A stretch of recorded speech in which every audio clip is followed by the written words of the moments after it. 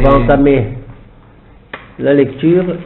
Et ce chapitre est entièrement consacré à la conquête de la première ville de la terre de Canaan, qui est frontalière de la Transjordanie, puisqu'on vient de traverser le Yarden. Et après la vision ou l'apparition de l'ange qui informe Yoshua de sa nouvelle vocation, de sa fonction, et ben on va continuer la lecture. Tu veux y aller, Alain? Yericho sogeret umsugeret mipene bene Israël en yotze ve'en ba. Jéricho est fermé à double tour. Sogeret fermé ou mesugeret est doublement fermé. Il y a ici l'emploi du même verbe. Lorsqu'il est soutenu, ça veut dire que hermétiquement fermé. Nul ne peut y entrer et nul ne peut en sortir. Ça veut dire qu'on a protégé par des gardes, aussi bien l'accès qui permet aux gens de se sauver ou d'exercer une occupation quelconque, ainsi que la présence d'étrangers éventuels. Dans les textes un peu kabbalistiques, on raconte que la ville de Jéricho, comme d'autres d'ailleurs de Canaan, était infestée de gens qui utilisaient toutes sortes de magie, de sorcellerie. Et ici, fermée, entièrement fermée, ça veut dire qu'elle était non seulement fermée par des murailles et solidement avec des barres de fer et des grillages, mais aussi par toutes sortes de maléfices, qui empêchaient toute irruption quelconque, puisque aussi bien les gens de Jéricho que ceux des villes avoisinantes, même lointaines, jusqu'aux confins de la mer, jusque les villes qui de nos jours comme Ashdod, Ashkelon, Tel Aviv, n'est-ce pas, des bords de mer, étaient en mesure de voir le prodige de la traversée du Yarden, comme on l'avait évoqué la dernière fois, puisque les eaux étaient montées à une hauteur considérable, perceptible et visible de très loin. Un mot sur le nom de la ville. Chaque ville porte un nom qui a une signification. Ici en hébreu, Jéricho c'est Yericho. Il est probable que ce nom vienne du mot Yareach, ça veut dire la lune, et que l'une des divinités particulières, les prépondérantes de cette ville, c'était le culte de la lune. On rappelle ailleurs dans la Torah, enfin certains commentateurs, que là où il y avait des hauteurs, comme les montagnes ou les collines, elles étaient prédisposées au culte. Les montagnes pour le soleil et les collines pour la lune. Voilà.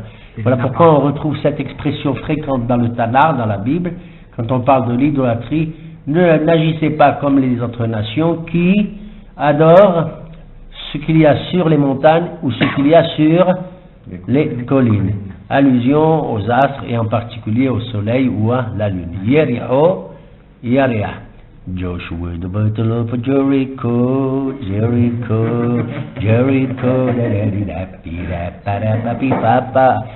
Allez-y, mon cher Ilan.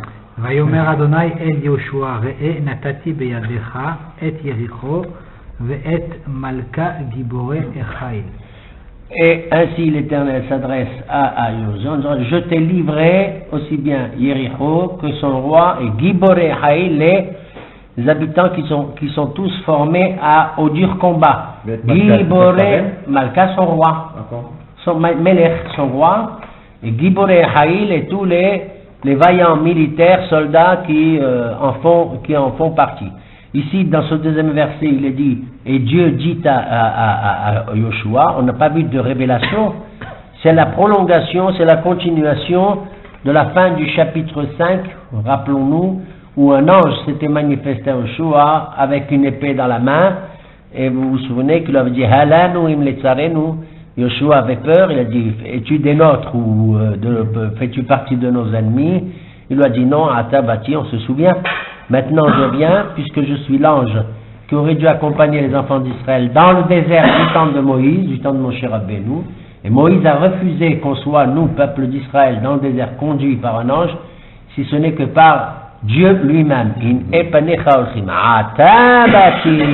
Maintenant que vous avez quitté le désert et que Moïse n'est plus, je suis venu porter assistance et c'est moi qui vais diriger le combat d'une certaine manière, et la souveraineté divine va s'exercer par l'entremise de cet ange. quand dans ce verset il dit « Et Dieu a dit », ça veut dire que c'est la suite de la dernière fois, à savoir, c'est l'ange qui parle au nom de Dieu. Puisque dans la Torah il est dit « Je t'envoie mon ange, car mon nom est en lui ». C'est-à-dire, il a une totale, il a un mandat total de ma part pour agir en mon nom.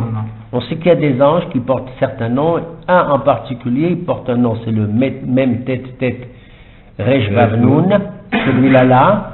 Quand on fait l'addition de son nom, la valeur numérique de cet ange qui est je dirais, le premier ministre de Akadosh Baruch Hu, hein, eh bien, on obtient le chiffre de 314 qui est celui de Shin, Dalet, Yud. Troisième verset. וסבותם את העיר כל אנשי המלחמה, עקף את העיר פעם אחת, כה תעשה 6 ימים.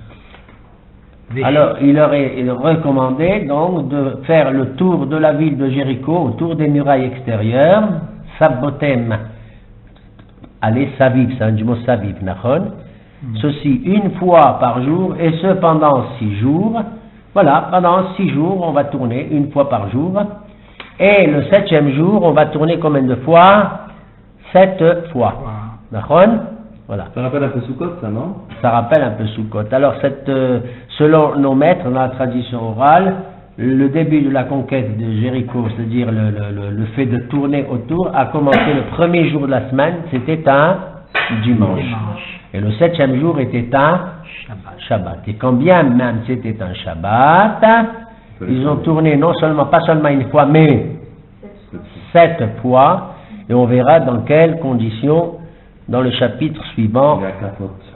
On continue le verset suivant. ושבעה כהנים יישאו 7 שופרות היובלים לפני אהרון, וביום השביעי תעשו את העיר 7 פעמים, והכהנים יתקעו בשופרות. יתקעו בשופרות. Comment va-t-on procéder? Premier détail, premier point, l'armée d'Israël, si vous voulez, sera précédée par 7 Kohanim qui vont porter chacun un shofar Yovel. Le mot Yovel désigne aussi le nom du shofar. D'ailleurs, le Yovel qui veut dire le jubilé, la 50e année où a lieu la libération de tous ceux qui sont, de tous ceux qui étaient réduits à la servitude. Ils étaient automatiquement libérés au bout dès l'arrivée du Yovel. Le mot Yovel désigne, on l'appelle ainsi l'année du jubilé, parce que ce jour-là, qui était d'ailleurs le jour de Kippour, tous les juifs libres portaient un chauffard et sonnaient pendant Kippour. La libération de qui? De tous ceux qui étaient assujettis, asservis, comme on le voit dans la paracha de Kitikne, Ebed, Ivri, etc. Donc le Yovel, voilà, et les terres, exactement, et les esclaves qui étaient libérés. Alors on appelle ça le Yovel, le jubilé. Mais on l'appelle pourquoi? Parce que Utkatem Yovel, vous sonnerez le Yovel. Le mot Yovel, c'est une espèce de son continu, ça désigne le chauffard tout simplement. Quand on sait qu'à Rosh Hashanah il faut sonner du chauffard, on ne l'apprend pas de la Torah directement. On apprend qu'il faut sonner du chauffard par analogie du terme entre le Yovel et Rosh Hashanah. Comprenez? C'est l'année du jubilé qui nous apprend qu'il faut sonner du chauffard à Rosh Hashanah. Donc ici le mot Yovel, dans sa réduction, veut dire le son du chauffard, et ça désigne aussi la corne du bélier. Une question, dites-moi. C'était aussi une année de Shemitah, le Yovel? Bien sûr. Alors il y avait la 42e et la 50e année? Il y avait 2 Shemittot, effectivement. Il y avait 2 Shemittot à la 49e et la 50e année. Le Yovel ne peut être en vigueur que lorsque tout Israël est réuni sur sa terre et que le temple est construit. Il y a d'autres conditions, mais c'est les 2 premières conditions les plus importantes. Ce qui signifie que de nos jours, le Yovel n'est pas encore en vigueur. Ce qu'on apprend dans ce verset, c'est qu'en dépit du fait que, mais c'est un ordre divin, donc c'est pas une décision prise par Yoshua, c'est un ordre divin, en dépit du fait que le 7e jour, Shabbat, les Kohanim vont sonner du chauffard, que malgré tout le fait de tourner autour des murailles de Jéricho va créer quelques chilouls du Shabbat, hein, des infractions aux lois du Shabbat, mais ça ne s'appelle pas des infractions étant donné qu'on est là dans ce qu'on appelle Milchemet Mitzvah. Hein, c'est le combat de la mitzvah pour la conquête d'Eretz Israël, et même si on entame un combat de cette nature et on continue ad vitam jusqu'à l'obtention de la défaite totale de l'ennemi, même si ça tombe un Shabbat. Alors on voit 7 Kohanim, vous voyez le chiffre 7 revient, vous tournez une fois autour de la ville, et le 7e jour vous allez tourner 7 fois. 7 Kohanim porteront le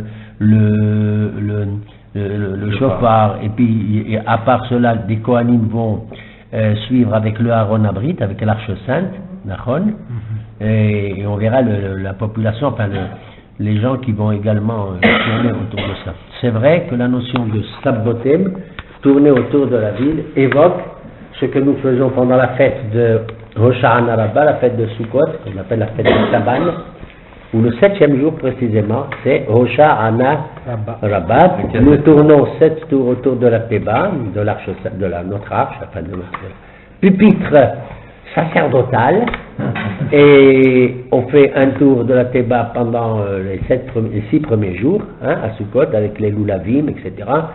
Et à Rosh Hashanah Rabbah, on fait le tour de cette fête. C'est évident que cette idée-là est une analogie avec ce qu'on voit dans le Tanakh, mais on sait aussi que lorsque, du temps du roi, c'est David et Shlomo, le roi David et le roi Salomon, qui ont consacré le territoire sur lequel sera bâti le temple. Pour construire le Beth Amikdash, il ne suffisait pas de le construire comme ça, puis c'est fini. Après l'achat par David de ce qu'on appelle Harabaït, le mont du temple, il fallait les Kadesh, faire une Kedusha. Donc il y avait toute une cérémonie qui consistait à porter des sacrifices, certains qui étaient constitués essentiellement par des lahmé toda, par les pains de toda, on appelle ça comme ça toda, et le Beddin devait suivre les 2 Kohanim qui portaient les 2 pains de proposition, comme ça, lahmé toda, et on faisait le tour du Harabaït, et ça s'appelait la Kedusha du mont du temple, la consécration du lieu. Et si, plus tard, on devait consacrer, grâce à Dieu, parce qu'il y a une grande population à Yerushalayim, qui arrive jusqu'à Beit Vegan, jusqu'à Homa, jusqu'à Gilo, etc., Ken Yerboum, à ce moment-là, lorsqu'on devait consacrer des quartiers pour faire en sorte qu'ils fassent partie maintenant de l'enceinte sacrée municipale de Jérusalem, sacrée, qu'est-ce que ça veut dire l'enceinte sacrée? Alors on devait également aussi faire une cérémonie avec des lahmé toda et tourner autour de cette portion de territoire Kedel Kadesh Ota afin de la consacrer. Donc tourner autour de quelque chose, ça veut dire consacrer. Ça veut dire non seulement prendre possession matériellement, physiquement, mais la circonscrire, j'allais dire la circonscrire aussi pour la faire adhérer à ce qui était sacré du temps du roi David et du roi Salomon, qui n'ont pas fait seuls. Ils l'ont fait avec naturellement l'appui et du Beddin, du Sanhedrin, et surtout du Navi, du prophète, et aussi surtout de l'époque du Kohen Gadol. Donc les institutions étatiques, religieuses, spirituelles et légales étaient présentes pour justement donner tout ce qu'il fallait, une consistance à l'extension de la sainteté des lieux. On devait en ajouter soit dans le temple, soit dans la ville de Jérusalem. Pourquoi soit dans le temple, soit dans la ville de Jérusalem? Parce qu'il y a certains sacrifices qu'on pouvait manger à l'intérieur de Yerushalayim, du temple uniquement, comme les Kodesh Kodashim, les sacrifices sacro-saints. Il y avait des Kadashim Kaalim qu'on ne pouvait manger que dans Jérusalem, à l'intérieur des murailles. Et si l'on ajoutait à la ville de Jérusalem ces enceintes, on le faisait de la même manière qu'on voit ici, comment à l'entrée de Eretz Israël, les Béné Israël ont fait Sabbotem, ont fait le tour de Yericho. C'est à peu près pour la même raison que quand il y a un mariage Alors voilà, il y a cet usage chez les Hasidim, effectivement, que la femme tourne avec une bougie autour du mari. Quand ça tombait. C'est pour Alors le mari, quand il voit ça, il tourne 7 fois autour de lui, elle dit, m'a joué encore un tour celui-là. Alors il y a un seul tour, non, je vais te jouer 7 tours. D'accord? On voit que c'est une même entre nous, on peut se faire des tours de ce genre, il y a que des tours de ce genre de Vesabotem.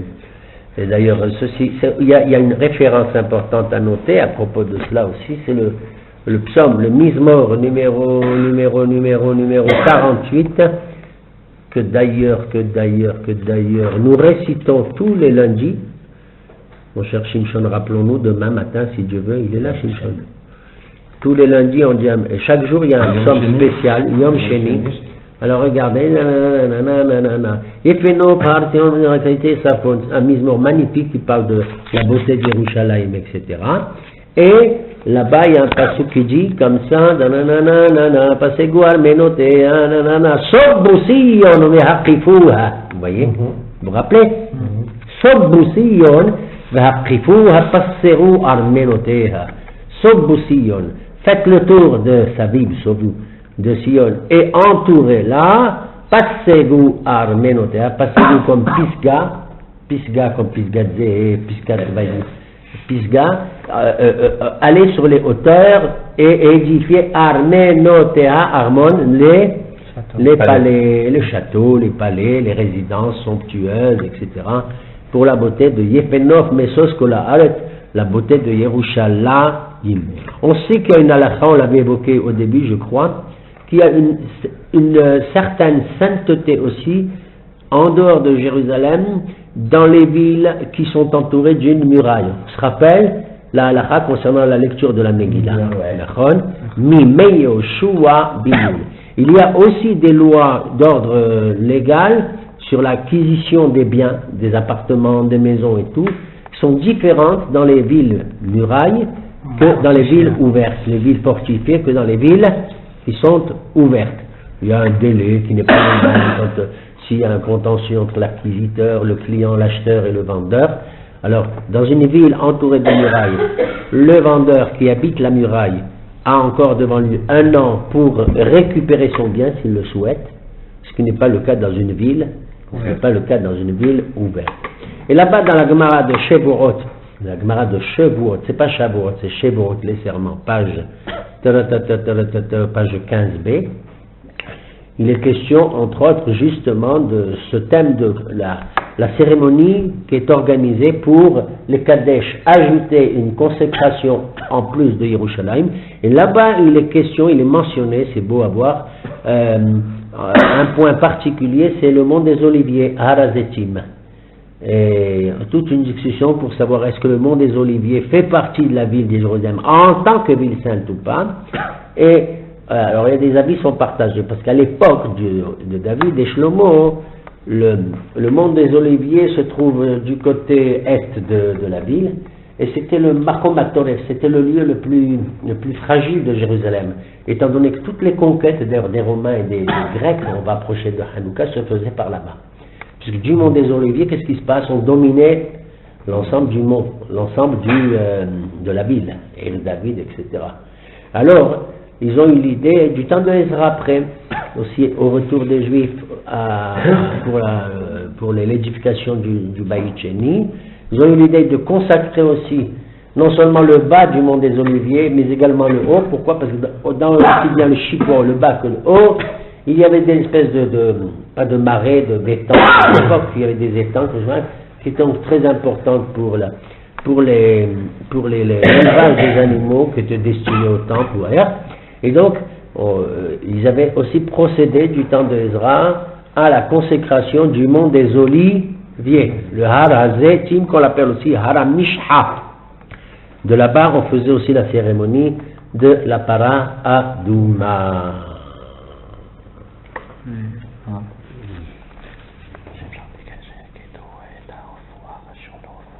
למי?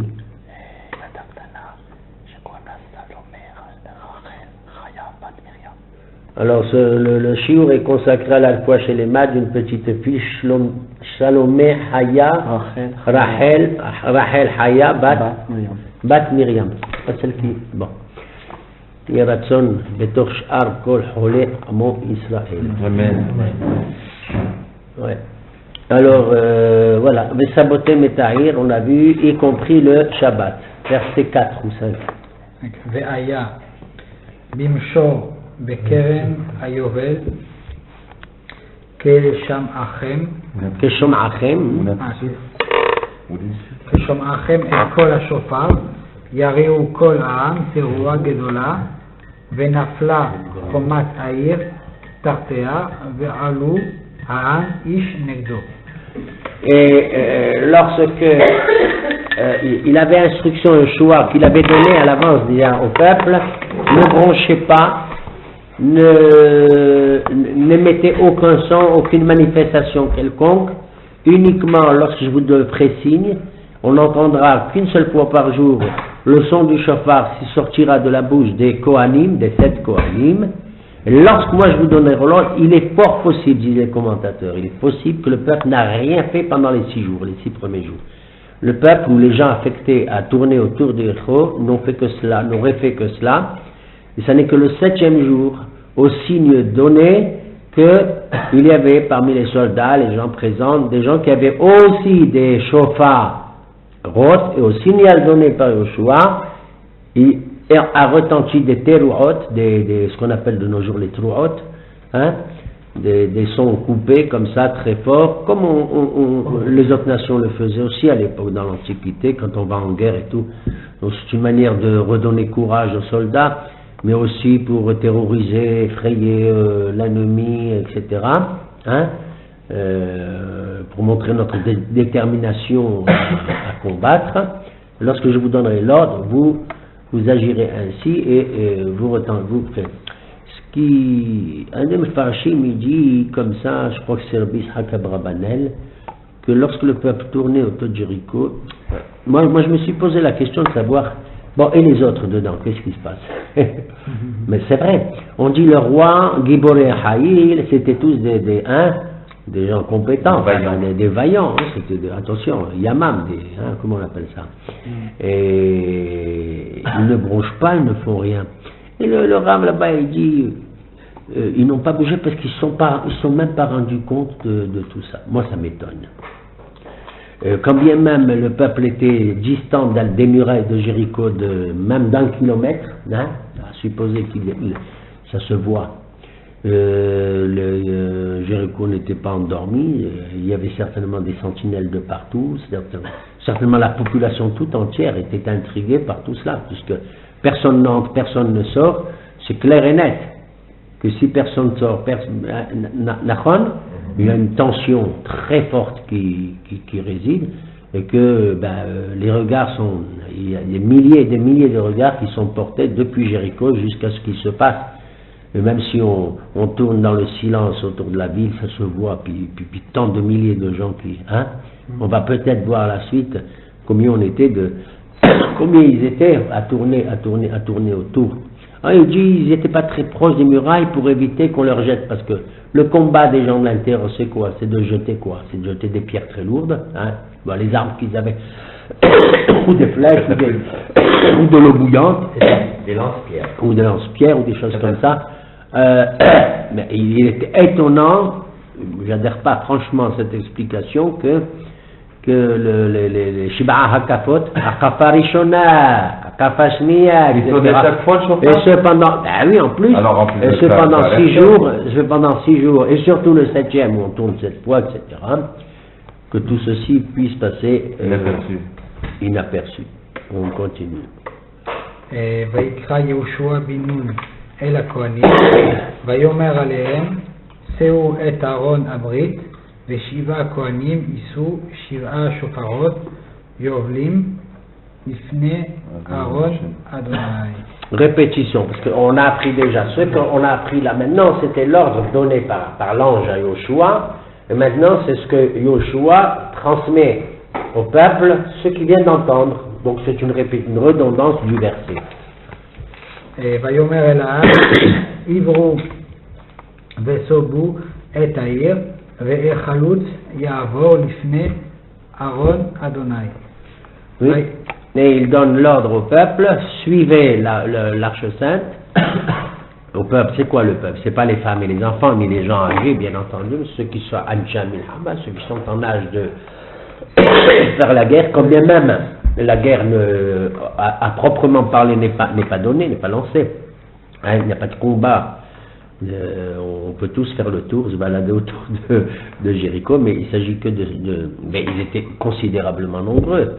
Surtout si le verset ajoute Ve'halutz lipnechem, et les pionniers sont devant l'arche et devant les Kohanim qui devaient sonner le. Et qui c'est les halutz? Les halutz, qui c'est les pionniers? Qui sont les pionniers parmi les tribus d'Israël? Non. Très bien. Ce sont les Bene Rouven et les Bene Gad. Ça, regardez le verset suivant. Parce que c'est intelligent. Non, pas le verset suivant, le commentaire. Le commentaire qui dit que, bien entendu, il y avait un contrat, une condition qui devait être remplie depuis l'époque de Moshe Rabbeinu, puisque les deux tribus de Gad et de Réhouven souhaitaient vivre à l'extérieur d'Israël, entre guillemets, de l'autre côté, dans le territoire oriental du Jourdain, et nous on va passer du côté occidental du Jourdain. Ils ont dit, nous on a des troupeaux, nous, etc., etc. On a évoqué cette question une fois, n'est-ce pas? Et maintenant, ils vont remplir leur promesse, et ils l'ont dit à Yoshua aussi, comme ils l'avaient dit à Moshe Rabbeinu, et maintenant ils disent, nous, quand bien même nous avons déjà notre lot, notre terrain, notre territoire, nous combattons à l'unisson avec les autres tribus d'Israël. Non seulement cela, mais nous sommes les pionniers et nous serons les premiers à combattre. Il s'agit donc ici de Bene Gad, de Bene Reuven et de Bene Reuven.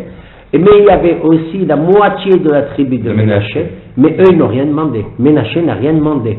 C'est Moïse qui a associé à Gad et à Reuven la moitié de Ménaché. Ils auraient demandé Ménaché. Et pourquoi tu les divises? Parce que Moshe Rabbeinu a eu l'idée judicieuse de faire en sorte qu'il n'y ait pas de division au sein des tribus d'Israël.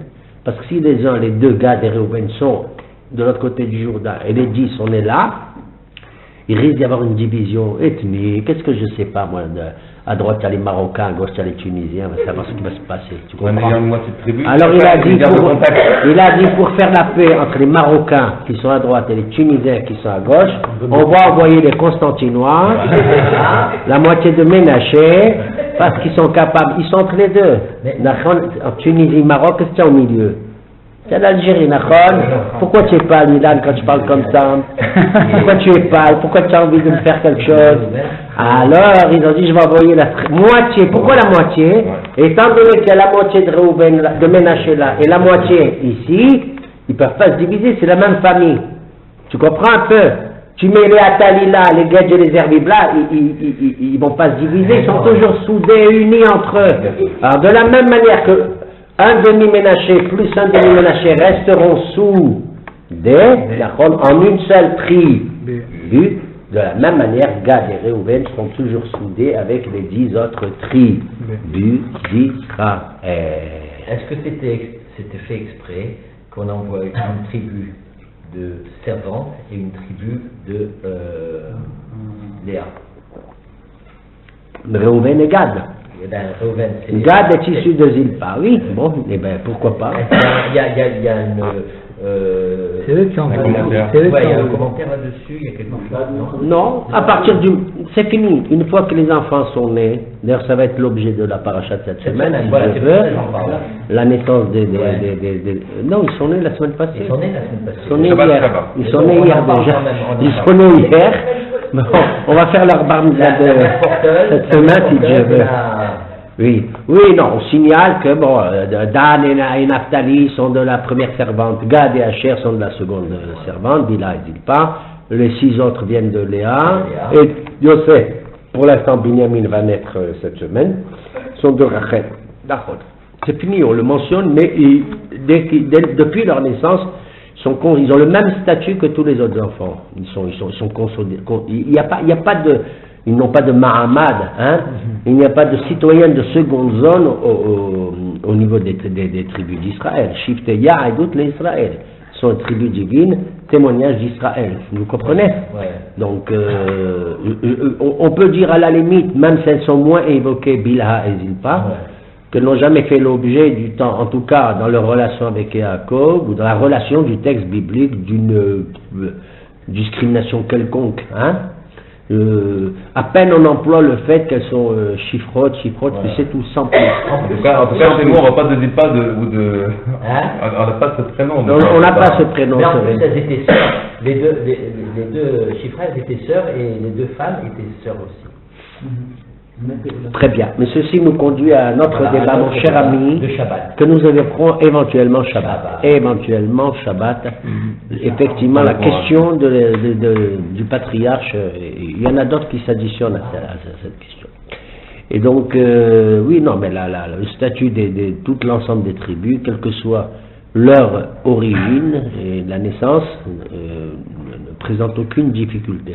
D'ailleurs, ils sont associés dans les bénédictions qu'à la fin de Bereshit, dans la parashat de Vaïchi, le patriarche Jacob va leur donner, ils sont tous mentionnés, ainsi qu'à la fin de la Torah dans Bezot Abercha, où également Moshe Rabbeinu dans Bezot Abercha va les bénir.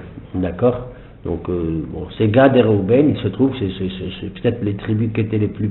Non, Yosef était plus nombreux encore, les plus riches, tout simplement. Voilà. Quand on viendra, si Dieu veut, à la paracha de Matot et Masré, vers la fin de Bamidbar, nous évoquerons cette question. ויהי כאמור יהושע אל העם ושבעה הכהנים נושאים 7 שופרות היובלים לפני אדוני עברו ותקעו בשופרות ואהרון ברית אדוני הולך אחריהם. Voilà, alors si vous voulez, la caméra, encore dans ce verset suivant, elle est braquée dans un combat où finalement on ne voit pas où est l'ennemi, c'est extraordinaire. Tout se passe comme si Jéricho était déjà tombé, moi je le dis comme ça. Même si les murailles sont encore en place, Jéricho est tombé. L'inactivité, l'impuissance, la paralysie des gens à l'intérieur témoignent d'avance, quoi? De la chute de cet empire, de cette ville verrou d'Israël. C'est la première ville, et je l'appelle ainsi le verrou d'Israël. N'oubliez pas que le mot Yericho vient aussi du mot Beriah en hébreu. Et le Beriah, c'est quoi? C'est le verrou de la porte. C'est ce qui permet la... Bariah. Bariah, voilà, c'est une société... Voilà. Et il y a le Bariah aussi dans le sanctuaire du temple de Moïse, le Mishkan. Il y avait des poutres, il y avait 48 poutres autour, etc., qui constituaient l'enceinte du Echal, et pour les maintenir, il y avait ce qu'on appelle des Berihim. C'était des, comment on appelle ça en français, des poutres qu'on mettait latéralement, horizontalement, pour soutenir les colonnes qui étaient debout. Il y avait plusieurs Berihim, et il y avait un Bariah Hatichon.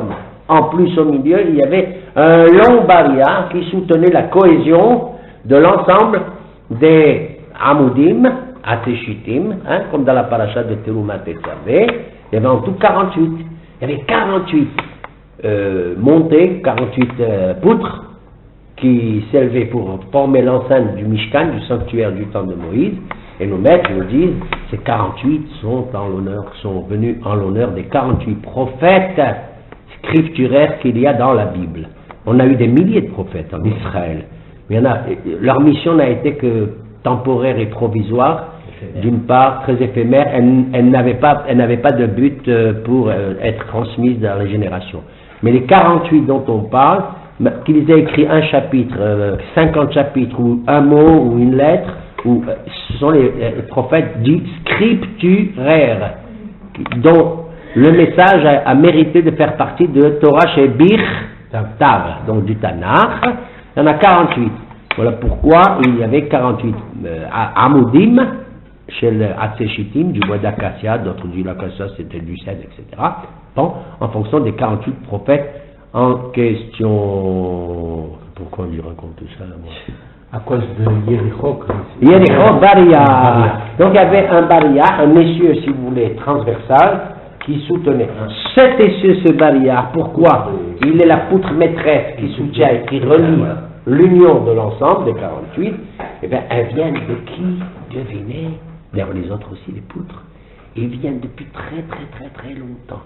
C'est un monsieur qui s'appelle Monsieur Yaakov, fils de Yitzhak, fils d'Abraham.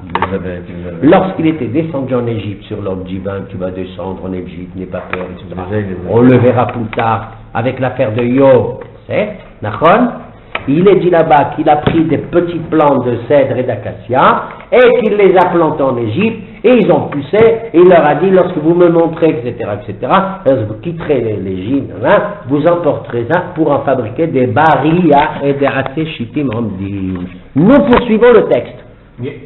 Est-ce que je peux me permettre de dire c'est que j'ai entendu dire une fois que Yericho et Hebron à cause de Chibour, qui était à cause de Jérusalem, et Yericho à cause du Réach qui se passait du Mizbeach.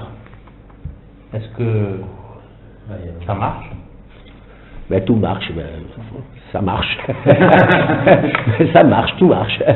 Tout marche. Il y a qui est beaucoup de villes qui sentent bon comme Yericho. Oh non, on a dit de Jéricho. Il y a des Mishnayot clairs là-dessus, la Gemara. Ils sentaient le... Oui, là, non, c'est pour montrer la grandeur de l'encens qu'on faisait ici à Yerushalayim quand le temple existait. L'odeur de l'encens était si forte et si belle et tout ça que même les chèvres qui vivaient à Jéricho, ils éternuaient, on leur disait Tchaïch, il y a Aziza. Aziza, c'est la chèvre chez nous. Constantine, une chèvre, c'est la Aziza. En hébreu, on dit Aïz. Tchaïch. Quand on éternue, on dit à ta santé. Mais ça vient du patriarche Yaakov. Mais ça, c'est une autre affaire. C'est une autre histoire. Ve'echalut olech lifnei hakohanim ותוקעי השופרות ועם אסף הולך אחרי אהרון הלוך ותקוע בשופרות. Répétition dans ce verset, les pionniers devant, les 7 Kohanim, le Aaron et derrière le Measef, c'est-à-dire tout le reste, qui clôturait la procession. Continue. ואת העם ציווה יהושע לאמור לא תריעו ולא תשמיעו את קולכם ולא יצא מפיכם דבר עד יום אומרי עליכם הריעו והריעותם. Ordre de Yoshua, motus et bouche cousue à tout le monde. Ne faites rien, ni retentir les chauffarottes, ni faire entendre votre voix d'une manière ou d'une autre, sauf lorsque je vous l'indiquerai. ויסב אהרון אדוני את העיר עקף פעם אחת ויבוא המחנה וילינו במחנה. Après avoir fait le tour chaque jour, le soir, les gens de la procession retournaient au camp qui se trouvait où? À Gilgal. C'est le nom de la première étape qu'on appelle en hébreu le Malon. וישכם יהושע בבוקר וישאו הכהנים את אהרון אדוני. ושבעה הכהנים נושאים 7 שופרות היובלים לבני אהרון אדוני הולכים הלוך ותקעו בשופרות והחלוץ הולך לפניהם והמאסף הולך אחרי אהרון אדוני. Eh bien, on va voir encore répétition du même verset. Alors, tout en marchant, ils vont sonner. Ils ne s'arrêtaient pas pour sonner. Tout en marchant, ils sonnaient. Bon, décision, détermination, tout ce que vous voulez. C'est étrange que ce verset, vous avez remarqué, il se répète 3-4 fois, on l'a vu là. C'est la 4e fois, je crois, qu'on voit ça. Mais j'ai l'impression qu'il y avait plusieurs équipes de télévision et chacun, ils avaient leur...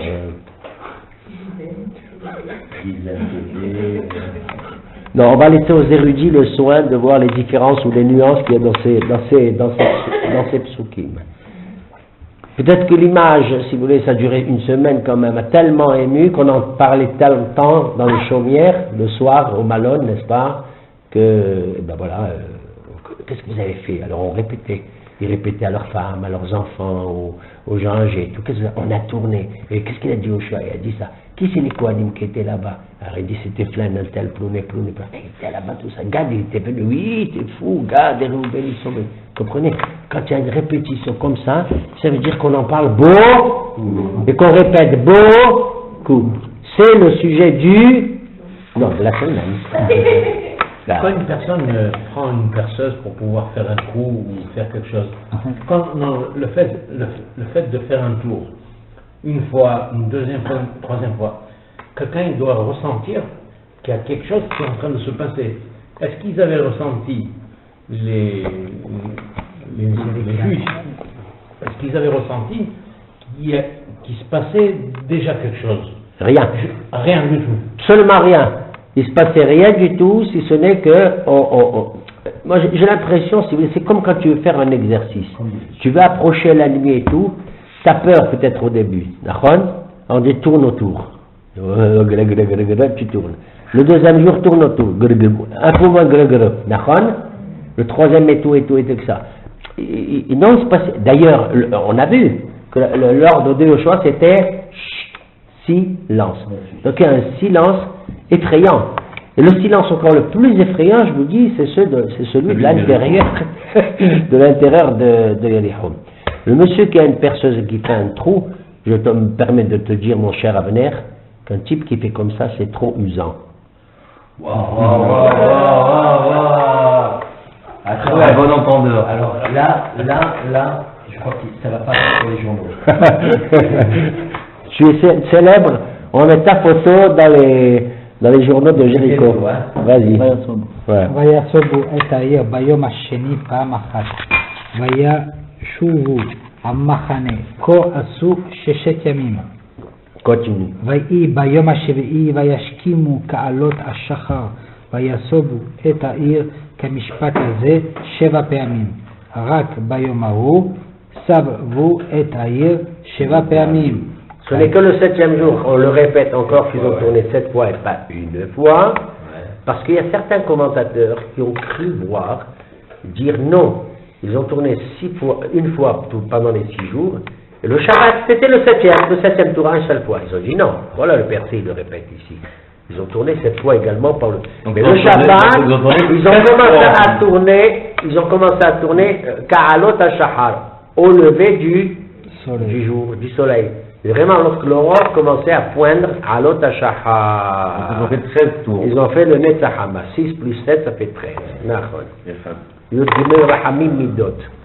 ויהי בפעם השביעי תקעו הכהנים בשופרות, ויאמר יהושע אל העם הריעו, כי נתן אדוני לכם את העיר. והייתה העיר חרם היא וכל אשר בא לאדוני, רק רחב הזונה תחיה היא לכל אשר איתה בבית, כי איך ועתה את המהלכים אשר שלחנו. Voilà, c'est au 7e jour que sur l'ordre de Yeshua, on entend un retentissement fulgurant, massif de l'ensemble, et on prend soin de rappeler qu'il y a une personne avec sa famille qu'il faut sauver. C'est qui? Nahon, la promesse des 2 Meraglim, en l'occurrence Caleb et Pinhas, ils vont reconnaître naturellement que la maison de Rahav est marquée par le Tikvat Hashani, par le fil rouge, Nahon, et ils vont faire en sorte qu'elle soit prise, elle soit protégée, et c'est à elle qu'on va penser, vous voyez ici en premier, on la fait sortir, elle ainsi que toute sa famille, plus, d'après la tradition, plus des gens qui sont des petits cousins, tu vois, un peu de cousins germains, cousins jérichiens, pas tout ça, et on va les mettre de côté pour les protéger de l'écroulement des murailles. En passant, je le dirai après, vas-y. ורק אתם שמרו מן החרם פן תחרימו ולקחתם מן החרם ושמתם את מחנה ישראל לחרם ואכלתם אותו. Alors, une prescription très importante, lors de chaque combat, il appartient aux armées de jouir des biens qu'ils ont conquis. Mais là, la bataille de Jéricho va faire l'objet d'une mesure très grave, c'est le harem, haram, harem. Le harem, ça veut dire qu'on jette l'anathème sur tous les biens qu'il y a dans Jéricho, et s'il y a des biens qui sont, comment dirais-je, récupérables, comme l'or, l'argent, des choses comme ça, ils seront uniquement consacrés au sanctuaire. Quant à tout le reste, aucun soldat ne prendra pour lui quoi que ce soit. Et là, nous sommes à la veille, malheureusement, de quelque chose de grave. Le peuple d'Israël va respecter massivement cette directive du harem, de l'anathème de Jéricho. Personne ne va prendre rien du tout, mais on l'apprendra dans le chapitre suivant, je crois, qu'il n'en était pas de même. On verra qu'il y a une surprise. Pourquoi est-ce qu'il y a un harem? Tout simplement parce que le combat il est conduit par qui? Par Akadosh Baruch Hu. C'est Adonai Ish Milhama, Adonai Shemo, comme on dit dans la Shira. C'est dans la Shira? Adonai Ish Milhama, Adonai Shemo.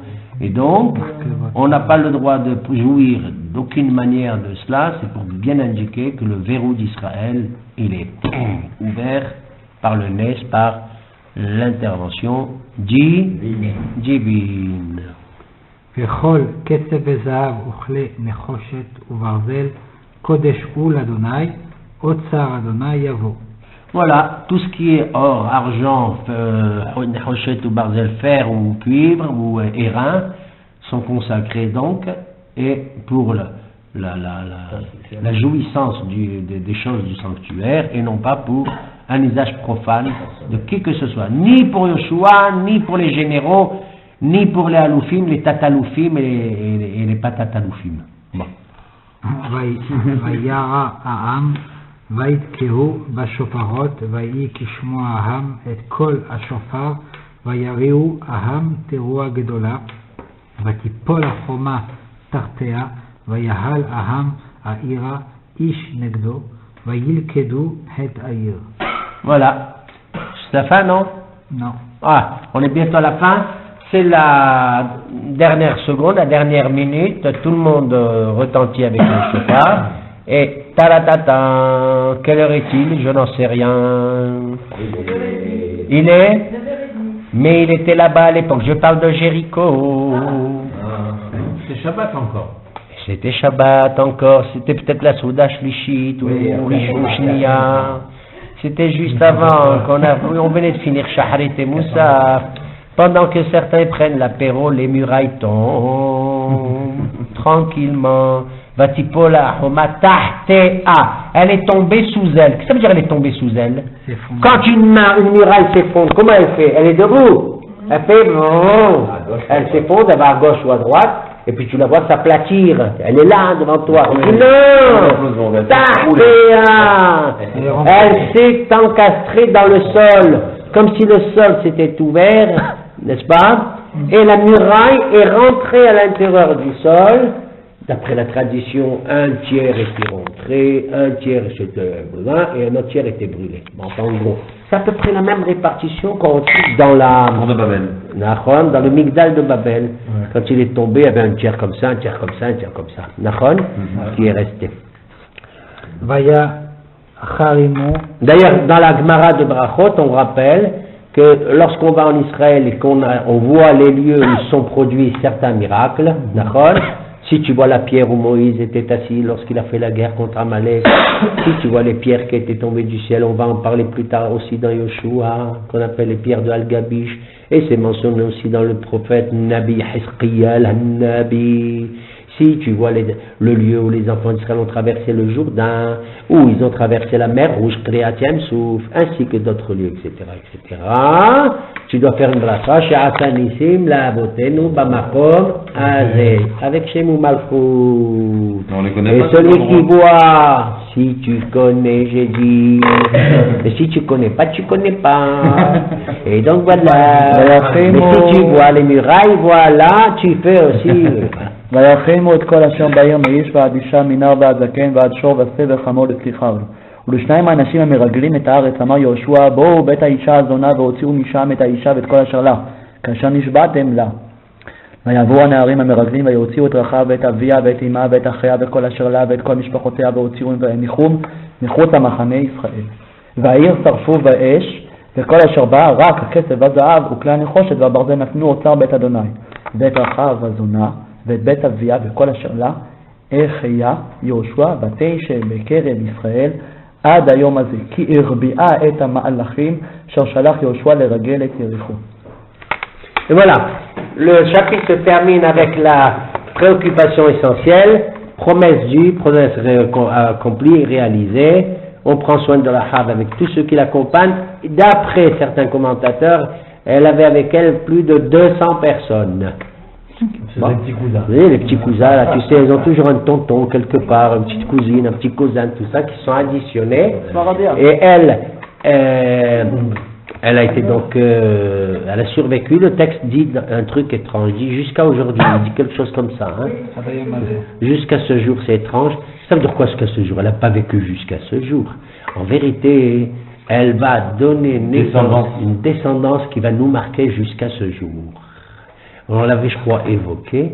C'est que là-bas, on dira, je ne sais plus si c'est ici, plus tard, on dira que Yoshua va là lui donner les moyens de subsistance. C'est Hayya. Il y a écrit voilà. Et Hayya, qu'est-ce que ça veut dire Hayya? Ça veut dire il lui donne les moyens de vivre. C'est ça que ça veut dire? Non, pas du tout. Le Hachamim il dit que ça veut dire Hayya, ça veut dire qu'il va l'épouser. Oui, vous vous rendez compte? Rahab, selon certains, n'était pas une cananéenne parce qu'il n'a pas le droit d'épouser une cananéenne. C'est interdit. Il y a écrit dans la Torah l'otit hatenbam. Les Hachamim ils disent non. Rahab était une étrangère dans Jéricho. C'était pas une juive, mais c'était une étrangère. Elle n'est pas cananéenne. Elle se serait même convertie avant la chute des murailles. Je me suis dit, avec quel Beddin de Jéricho elle s'est convertie? Mais à l'époque, on n'avait pas besoin de Beddin. On n'avait pas besoin de Beddin. Et elle pouvait librement, personnellement et volontairement adhérer. D'ailleurs, elle l'a manifesté lors de la visite des deux explorateurs, Nachon. Et donc, elle a adhéré au judaïsme pleinement et totalement. Cette entrée dans la confession d'Israël va être certainement officialisée ensuite. Et ce qu'on dit jusqu'à ce jour, parce qu'elle va donner naissance à des personnages de grande valeur et de grande portée jusqu'à ce jour, puisque pas moins, tous les personnages illustres qu'on connaît, il y en aura au moins 8 qui sont des prophètes ou des prophétesses, parmi lesquels le prophète Jérémie, le prophète, la prophétesse Hulda, Baruch, fils de Neria, etc. Hulda, la prophétesse, qui a vécu du temps de Jérémie. C'est une grande prophétesse. Elle avait un mari extraordinaire qui s'appelait Shalom, fils de Tikva. Vous savez pourquoi il s'appelait fils de Tikva? Un homme merveilleux. Une prophétesse, elle ce Shalom. Il faisait des choses apparemment simples, mais c'était d'une grande générosité. Il donnait à boire aux gens qui venaient à Pessah, Shavuot et Sukkot à Jérusalem faire le pèlerin. Ça rappelle des tzadikim que la Gemara parle, mais je ne sais pas. Et donc, il s'appelle Shalom Betikva. Alors, le rabbin dit, il ne s'appelait pas le fils de Tikva. Qu'est-ce que c'est Tikva? Qui c'est ce Tikva? Il dit, non, c'est pour t'apprendre, grâce à lui, aussi bien lui que sa femme, ils étaient descendants de la Tikva. C'est quoi la Tikva? Pas le comment c'est la Tikva? Qui c'est Tikva? C'est Rahab. Parce qu'elle avait accroché à sa muraille Tikva Shani. La Tikva, l'espérance du Shani. Le mot Tikva, ça veut dire espérance. Comme Mikvé, c'est l'espérance, un Mikvé. Un Mikvé, ça vient du mot cave. Tikva, l'espoir, et cave, un fil, cave, un trait. Philosophiquement, ça veut dire beaucoup de choses. L'espoir et l'espérance, c'est quand tu suis toujours le chemin droit, le cave. Il ne faut pas que ça dévie. Si tu dévies d'un petit degré, c'est ça la vraie espérance. Et qu'Akadosh Baruch Hu nous donne וישבע יהושע בעת ההיא לאמור ארוך האיש שלפני אדוני אשר יקום ובנה את העיר הזאת ואת יריחו בבחורו יסדנה ובצעירו ייצב de la דרכיה. terre. Fini. ויהי אדוני את יהושע ויהי שמעו בכל הארץ. Shomro בכל הארץ. Fin du chapitre. נחיה את בית La הארץ. réputation de Joshua est maintenant bien installée, bien assise après la conquête de Jéricho, Nachon. Mais, qu'est-ce que tu as dit, hein, mais, וישבע יהושע בעת oui, ההיא oui, וראו il a את dit, il a fait un serment. Rappelons-nous, il a dit le Herem, que personne ne touche à quoi que ce soit. Hein. On ne profite pas de ça. C'est pour montrer quoi aux ennemis? On n'est pas venu pour vous bouffer votre argent, ni vos biens, ni quoi que ce soit. Nachon? On ne veut pas profiter personnellement de cela. S'il y a un seul harem, c'est pour la Gdusha, pas pour le hol. Et il a fait jurer tout le peuple. Je vous demande de jurer, etc., etc. Que personne, et celui qui aura l'audace de reconstruire Jéricho, ou de reconstruire une autre ville, même qui n'est pas ici, là, sur les ruines de Jéricho, de reconstruire dans Galilée ou dans le Negev une ville, et de lui donner le nom de Jéricho, celui-là perdra son aîné en fondant la ville et son dernier fils en plaçant les derniers verrous, les dernières portes de la ville. Pourtant, on a aujourd'hui Jéricho. Enfin, elle existe, cette ville. La suite au prochain numéro. Elle existe, cette ville. Nous expliquerons qu'est-ce qui s'était passé. A-t-on reconstruit ou non Jéricho? La suite au prochain numéro. Ah, ça.